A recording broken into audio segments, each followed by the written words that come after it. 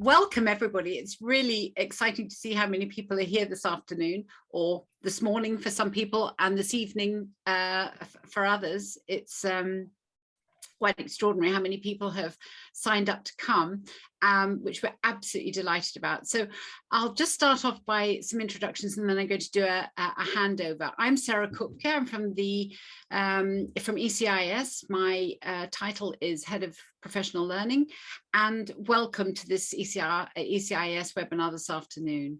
This is Intentionally Small Schools, an opportunity, not an apology. And we're very pleased to have Dr. Michael Johnston and Dr. Jeremy Majeski join us today for this discussion and for this professional sharing. So as you saw in the blurb and the copy that was on the advertised event, intentionally small schools offer opportunities not always to be found in larger settings. Smaller schools should not only be unapologetic about their size, but should seek the unique learning opportunities that come with being small. Small schools can be designed to thrive, and we propose that we help each other to do so by sharing better practices globally. In our conversations today, we look forward to sharing, listening, and planning as we look to collaborate for improved learning for all our students. This idea for the intentionally small schools came about because I had a conversation at the beginning of the academic year with Jeremy Majeski. As I was in conversation with him, we talked about the important nature and the sort of profile that small schools can have and their role in innovation in international school education. And he had already been talking with Michael Johnston about perhaps getting together with other heads of schools or other people in small schools who are not waiting to grow, but are actually feeling very comfortable with the size of the school as it is and the work they're able to do within that. So a quick introduction: Dr. Michael Johnston is currently the assistant head of school at the Frankfurt International School, which is a very large school. And he's been a head of school, he's been a principal, grade level leader, curriculum leader, and a teacher in 7 different countries. And the schools have ranged in size from 5,000 to 400.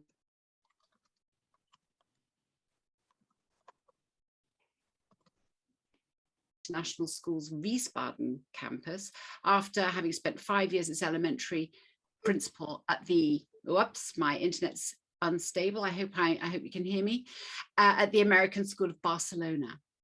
So today we have people attending this session who are in marketing, school leaders, heads of schools, middle leaders, teachers, curriculum coordinators, purchasing managers, university professors, and they come from a range of countries, from India, the Lebanon, Switzerland, Uzbekistan, Kentucky in the United States, and a number of other countries too.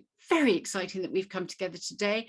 There's only one rule about today, that is that, well, there are 2 perhaps. We all contribute, and secondly, that there will be penalties for anybody using the 5-letter word, which is part of the modern day Wordle world of COVID. No COVID conversations today.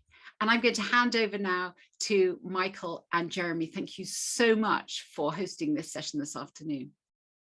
Most welcome. Thanks for helping us to put it together, Sarah. And yes, we're looking forward to 54 minutes of pure positivity.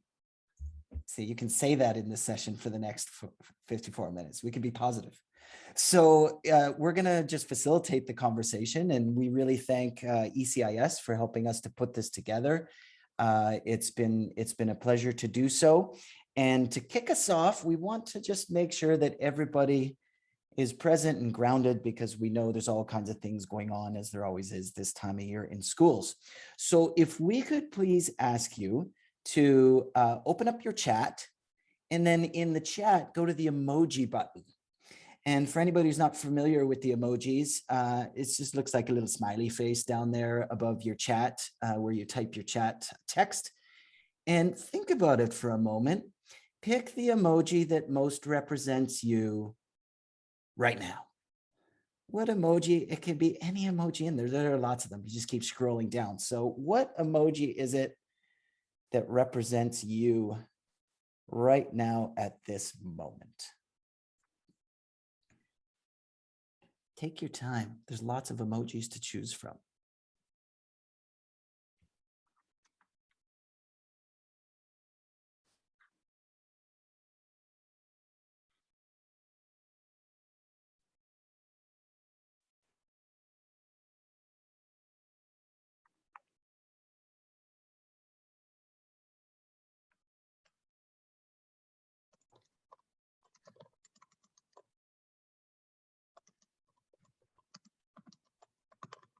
Now, if some text needs to go with that emoji, that's okay.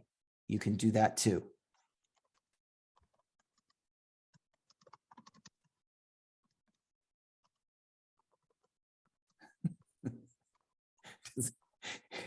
Does anybody want to take a shot at an explanation for your emoji?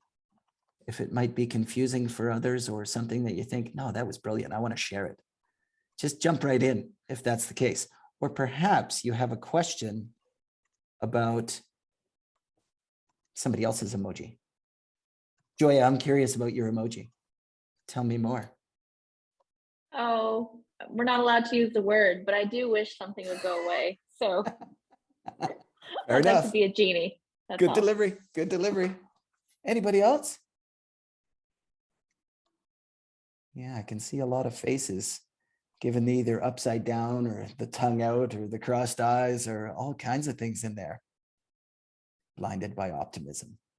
Absolutely. Like I see somebody there on the treadmill or running. I'm not sure which. Sometimes it can absolutely feel like that. So thanks for entering the space for this conversation. It's going to be important to know that this is just a time to share and ideate and get things in motion. It's really nice to see some familiar faces, and it's nice to meet people who we haven't met before. And as Sarah said, we've got people from all different types of schools and from all different roles. So welcome to the conversation. To put a little bit of context on it, I would like to just introduce that when it comes to intentionally small schools, we know we're coming from different contexts. I'll give FIS as an example. We have 2 campuses, and the 2 campuses are 1,700 on one campus and 200 on the other campus. And so that comes with some nuances around small schools and intentionally small by design and what it is that we are doing at each campus and how you kind of get that friendly competition in between campuses as well, but really different contexts. That might be your case. Maybe you're at a small school where you are at a very comfortable number and that's what you want. Maybe you are a small school, but don't wish to be a small school and would like to grow. That's also possible. No matter what situation you're in, the context is worth this discussion so that we can share and move forward to help each other to impact student learning, because that's really why we are here in the end of the day.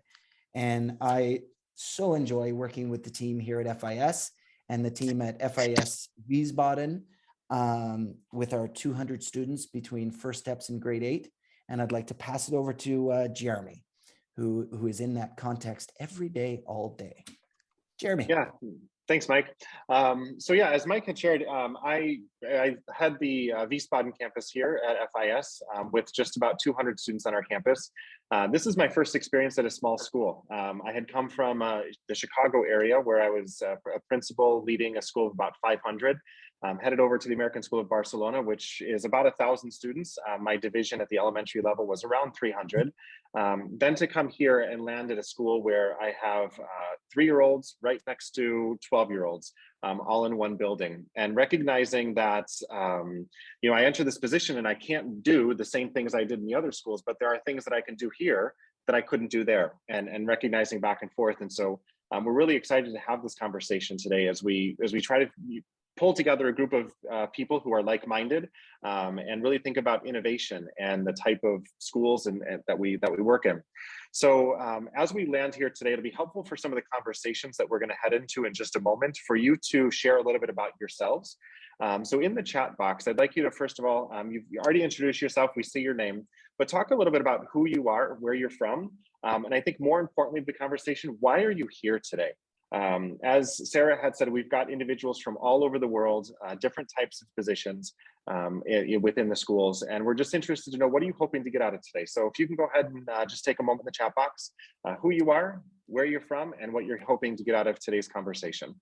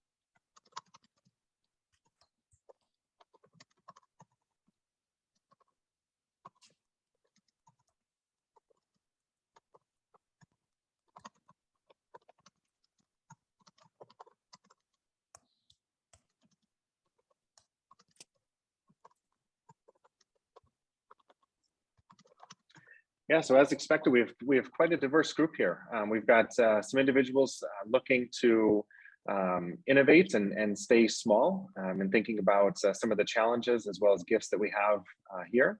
Some people are just looking to learn, which is a great opportunity today as well.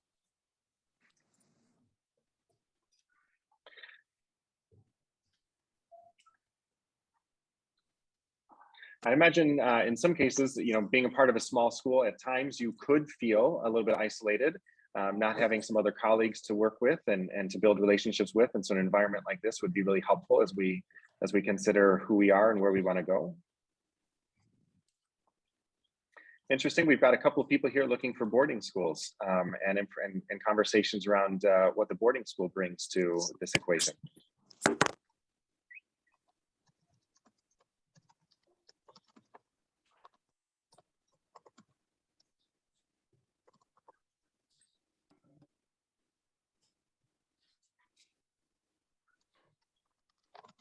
Jeremy, I so wish we had this group in a room together for 2 days. Yes. Just looking at these, but who knows? Maybe that's an outcome of our conversation today. Fascinating contexts. It is. So Mike, why don't you go ahead and lead us into the first conversation? I'll start getting us into some breakout rooms while you set us up. Sounds great. So just give me a quick thumbs up if you can see this Jamboard Share. Okay, thank you. So we're talking about an opportunity, not an apology. And in setting today up, we wanted to maximize the time that we had together. We wanted to start with who's in the room and why, just to ground people and to understand people's intentions behind spending an hour together today. We're going to move into what is it about intentionally small schools. That's going to be our next interaction. And then we'll finish out today with some specifics about how we think we can help each other. So what we're going to do is we have here on the Jamboard, we've got group 1, group 2, group 3, group 4, and group 5, and leave this, how can we help each other, for our last activity. So depending on what group you're in, you're going to be working in this Jamboard space. So just a quick, in case people aren't Jamboarders, I want to make sure that you feel comfortable. You can't break it. So have some fun with it.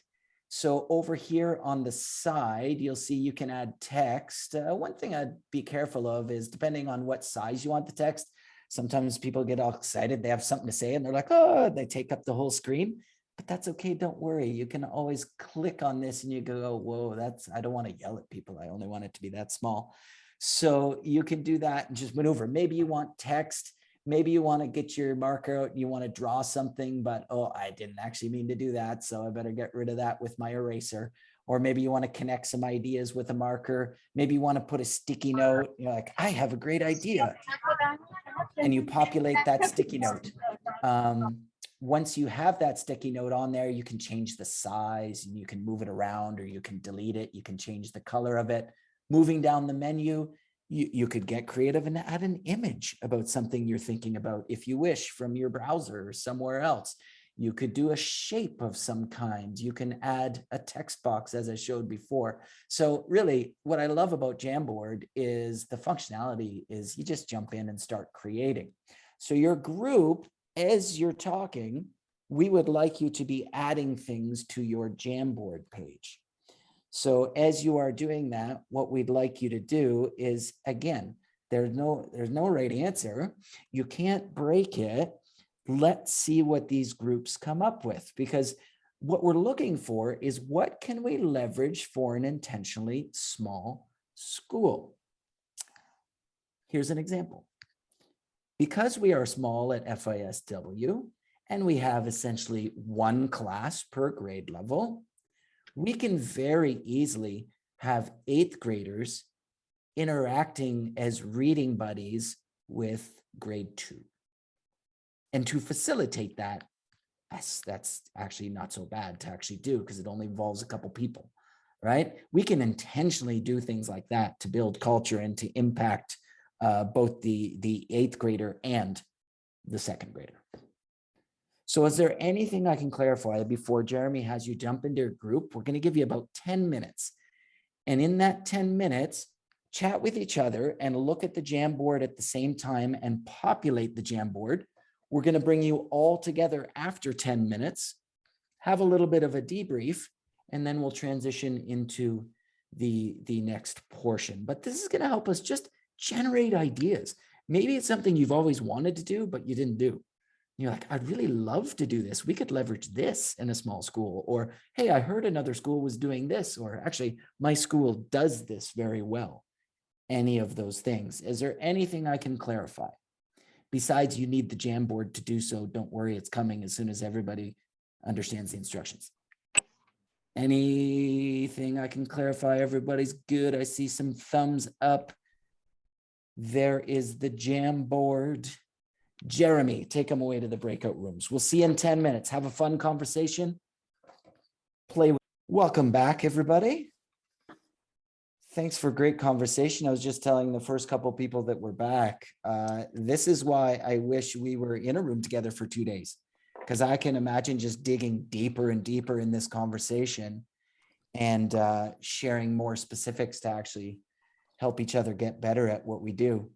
So when we take a look at the Jamboards, you probably didn't get a chance. I group surfed and asked some questions and stayed silent and listened and jumped across some amazing conversations. You likely didn't get a chance to see the different work. And it's what's interesting to me, what resonates, and just jump in, unmute yourself and jump in. What resonates with you when you look at the multiple groups? And you don't have to look at it on my screen if you want. You can look at it on yours to go at your own pace. But what resonates with you when you look at what has been placed on here from all 5 groups?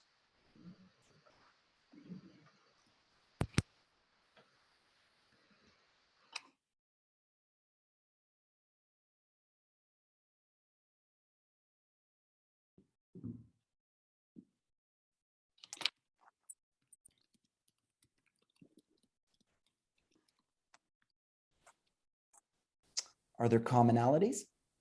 Of time. Tell me more about that. The question has to be, if you know, from our perspective, what is the purpose of accreditation as a tiny school if we're able to handle the accountability of are we actually delivering impact, and are we doing the thing which is morally right as by our definition of why we think we're here? Are we meeting kids' needs and we're trying our best, etc., etc.? What does accreditation give us beyond that that justifies a massive bill and a whopping great chunk of time out of somebody's week, every week, a little bit here and a big bit there. And for us, that's a challenge. Do you think there's an opportunity as a collective, intentionally small schools group to work on personalization of accreditation for small schools? That might well be well worth talking about, because we would like, we know we have next door neighbors, we have other small schools in the city, and we know they get up the dodgy stuff and they're not okay. Mm. And it would be nice to not be associated with some of these dodgy crowds out there. So what about, so when Jeremy facilitates the next conversation, hold that thought and put it in the right place. There'll be a place to capture that. Anybody else? Commonalities, surprises, ahas? It's actually a lot to take in for a short conversation as I'm looking through the ideas. And again, the purpose of today is not to dig deeply into these things. The purpose of today is we see this as a launch pad for the deeper work. I think one thing that comes through is the sense of community that, in a small school, it's very easy to build community and to build links between the different students in the different grades and to build a sense of family. And I think that is something that we clearly celebrate, because it came across on all the different boards. And I think it's something we certainly highlighted our school. And it's very precious the way younger students can learn from older students and vice versa. So this sense of a collective community, I think, is particularly strong. How do you sell that through your admissions and your marketing and that kind of thing? Oh, wait, because you're small, so you don't have a marketing team and a admissions team even, or so maybe that's something we should talk about. There's an opportunity. That even has me thinking, the idea of the sense of community. I had come from larger schools, and we like to preach that we had a sense of community as well. And so I think, every school is going to find a way to market themselves as a community-oriented school, family-oriented school. But how do we make that distinction between? Because it does feel different. The community here feels incredibly different than the community that I felt at a larger school. And so just thinking about, the marketing aspect of that as well. I would suggest forgetting the marketing aspect altogether. We don't do any marketing because marketing says something. It sends a message which I'm sure that all who have experienced education communities on that small family scale see as being something kind of not entirely okay. We don't see ourselves as a service provider. We see ourselves as a community. We see the school as a focal point for the broader international community, which doesn't have any natural reason to be. And so we, through the common point of kiddies progressing, kiddies opening up themselves to a better, more glorious, more exciting future, through that perspective, the whole community focuses on that. And that provides the narrative, and we refuse to talk about stuff like marketing in those terms. School's full anyway. Lucky you. Good news. Yeah, this will be something that we'll talk about. This could be a whole strand of a conversation. I think that's worth, again, capturing in our next conversation, because that could be something where that narrative that is out there, where does that sit and who does it? And does that draw in what you need and therefore you're good? Or I don't know, depends on the circumstance of where you are, what city you're in, what country you're in. But we could certainly help each other with that. Where we came from in that particular one was Sir Giovanni wrote a very, very interesting article in the late 90s, changing the metaphor, a community or an institution or an organization. And that was a very, very helpful thing, because it asked the question, why does a school exist? And by what means does a school essentially function? Are we functioning as in a transformational way by persuading people of things, or are we getting the big stick out and buying and selling services and so on and so forth? And the whole thing about being a tiny school is We don't really have that big financial weaponry to pull on people, but we do have the force of character and the force of ideas that we can actually spend time with our staff talking about, which means our staff can, why would they stay here? Why would they come to a school like us in Pokewee Nowhereville that can't be found on a map, and a school that can't be found in the city, when they could go to China and make a bus full of money? They've got to come here for the ideas, and it's got to be the ideas that hold us all together. Yeah, and the money has to be, enough to have a comfortable life, but we've got to somehow reconcile that thing with the reality of the city around about us, which happens to be okay, but doesn't have to be. But So- Sergio Ivani made the point about community and working by persuasion and organizations by.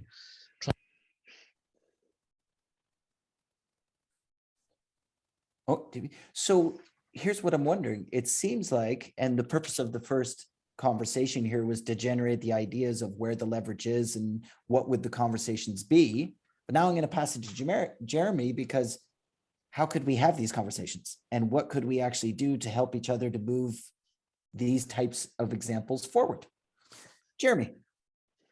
Yeah, so for the next portion of this meeting today, I think the important part is, what are the next steps? Who are we as a group? Where would we like to go? What best meets our individual needs? And so in just a moment, we're going to split you back into great breakout rooms. I reshuffled them around a little bit, so we've got some different ideas and perspectives in rooms. But what we're looking for here is, how can we help each other, and what is it that we need?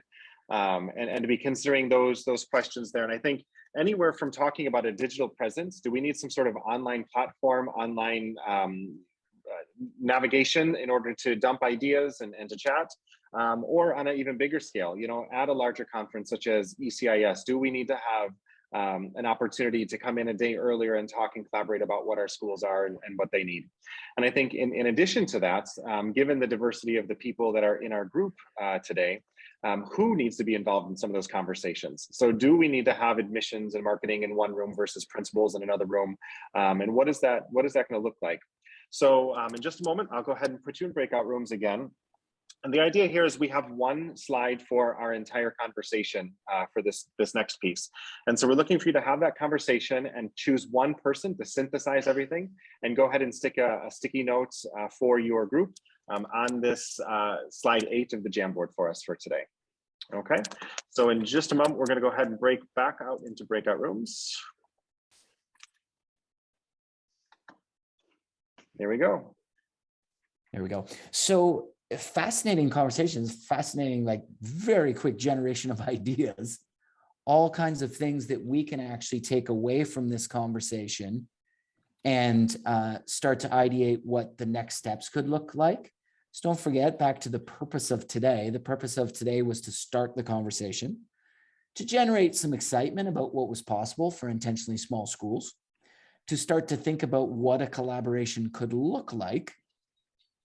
And from there, we work with ECIS and anybody else who wants to work to try and figure out what the logical next step might be. It would seem to me, correct me if I'm wrong, it would seem to me that there's interest.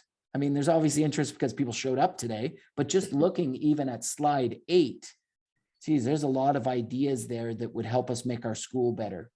If we implemented 20% of these things, it would help us get better. So thank you for the ideas. Is there anything that anybody here wants to share before we go into our wrap up about your discussion or about what you see on the board? One thing that I thought was very interesting is people did start to talk about what would it look like in a digital space? What would it look like if we were at a conference and got together? What if we actually put a specific conference together just for this? There's all kinds of logistical ideas around actually doing that. Anybody wants to add to that as well? What are your thoughts? Our group came up with some really great ideas. You'll notice on slide 8, Mike.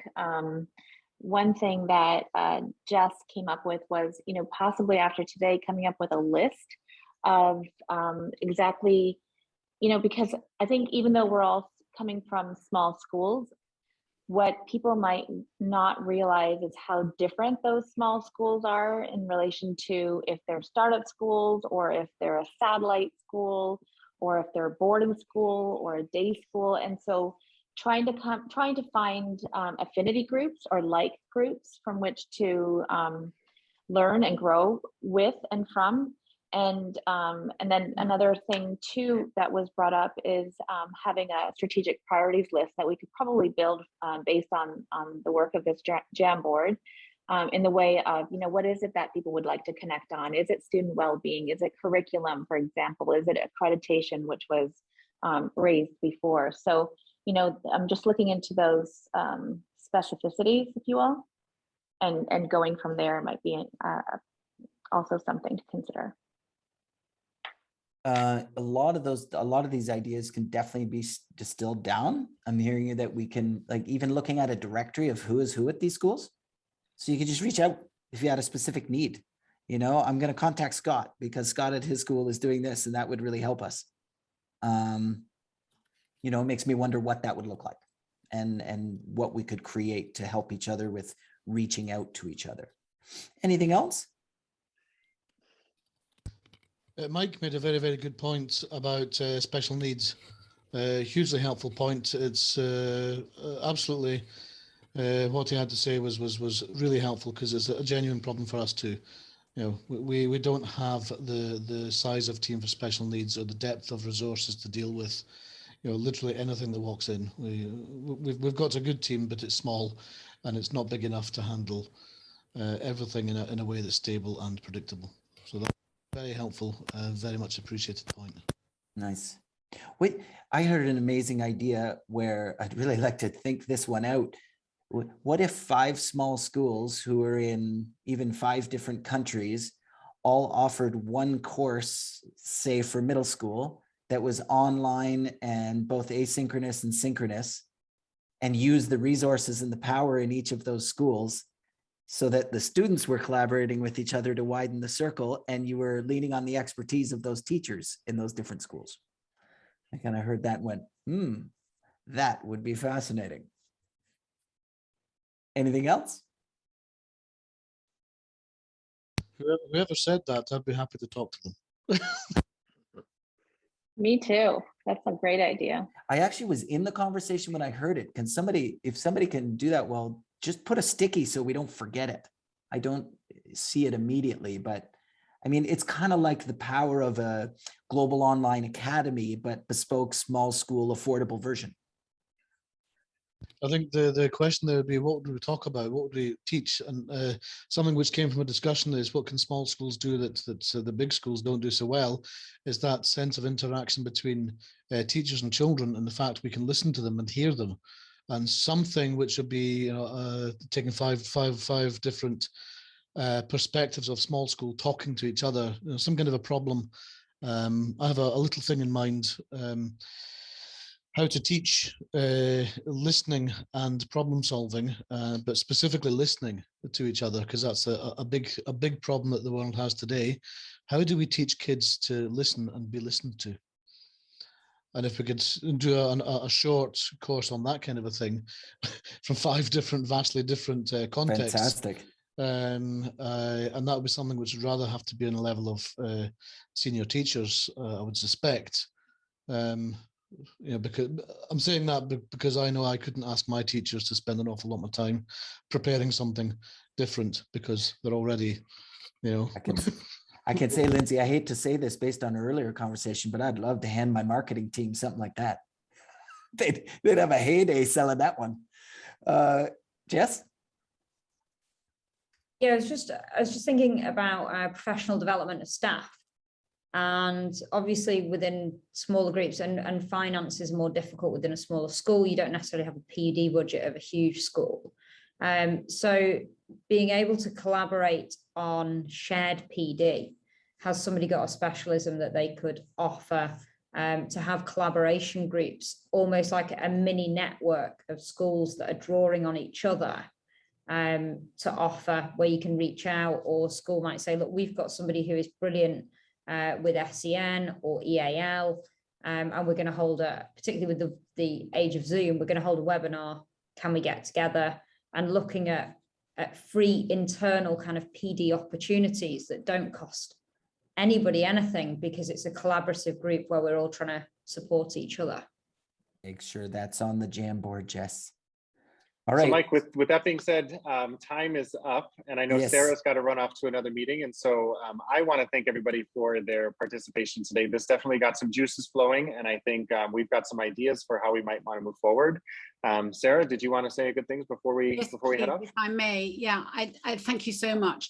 I think that the ideas that we're accruing here certainly are leading to some, this is typical small schools, you know, there are all sorts of ideas here that we can sort of pull together and think about, but there are areas of innovation as well here that we can be really agile about the ways in which we work with one another, which is demonstrative, I think, of the very nature of small schools. And what I've loved about today, I know we've been talking about perhaps moving into sort of, you know, ideas of groups, and maybe have our marketing people and our admissions people and our principals and heads of schools and so forth. But what I've loved about today is the fact that it's been such a diverse group coming all in at different angles. And some people who were saying, I can't offer a lot at the moment, I'm trying to hear more because I'm at a stage where I've only just started in a school, or we're just going to be developing something. These are really important aspects of the conversation that we've had today. And I think it's that diverse thinking